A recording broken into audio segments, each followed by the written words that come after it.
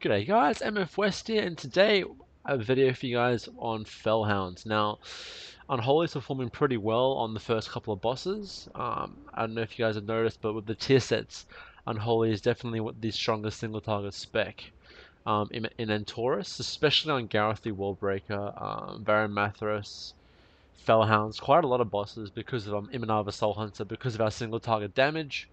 Um, Felhounds, I like the fight. It's a pretty straightforward fight. Not much really to it in terms of mechanics, but I will let you guys know all the tips and tricks that I know for the fight.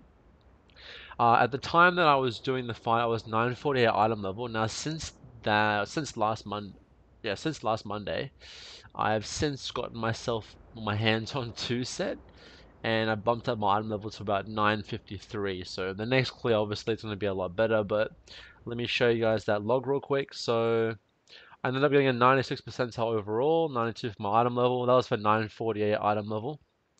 1.7, almost 1.8 million damage as well.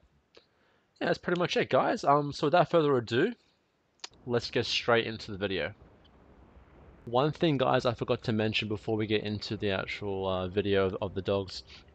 I forgot to mention my talents. It's a typical single target cleave. You don't change anything from Gareth the Wallbreaker pretty much. If you do like absorbing a little or taking it a little bit or being a little bit safer about the damage from the fire abilities the fire dog does, Spell Eater does help a lot. Otherwise it doesn't matter. Lingering Apparition, Spell Eater, it's not really going to affect your DPS that much, but if you want to be more safe about things, Spell Eater is a great way to absorb a little bit more damage and help your healers and the raid out. So that's going to be the talents out of the way. Let's get into the video. And here we are, guys. So at the start of the fight, you can keep the 2 dogs together for 15 seconds before you should pull them away, because they'll do 100% increased attack or damage to the tank. So as you can see here, they're actually close together. Then after 15 seconds or so, you need to split them up. So you get as much cleave damage as you can in. And now, unfortunately, Fog picks me and he selects me with this little swirl above my head, a red swirl. You get thrown up in the air, and some red swirlies spawn on the ground. Don't stand in those. It's random. It happens if you're close to him. So now, the thing about this fight is, all Unholy Death Knights that are trying to pass their best on this fight are doing it. If you guys want to do it as well, it's not compulsory. Is keeping Virulent Plague up on Fog, the red dog, the whole time. So 100% uptime of Virulent Plague on both bosses. It will increase DPS substantially, and if you want to compete with passes and whatnot, you can, but it's by no means compulsory. So yeah, the idea is to make sure that you get really clean Dark Arbiter rotations out. Now, the Shadow Orb that just spawned here, use your Wraith Walk to get away from it.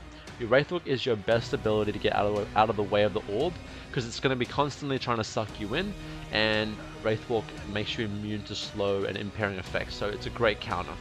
Now, the other mechanic that you need to worry about is the little shadow circles on the ground that will spawn on melee and ranged.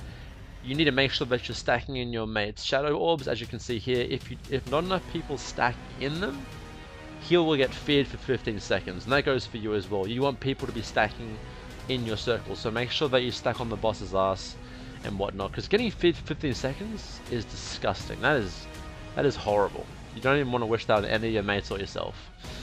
Yeah, so as you can see, the boss is going down pretty fast. We've got pretty good DPS for the fight, and I'm just trying to set up for my next DA rotation. Now, quick note, I am using tier 20. I have no pieces of tier 21.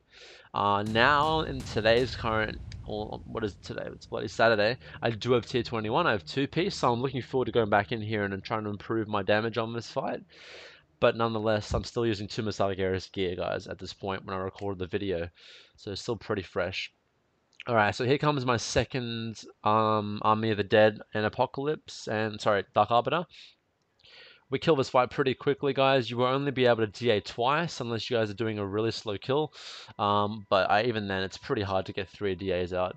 So 2 DAs, and you just want to make sure that you make the most of it, guys.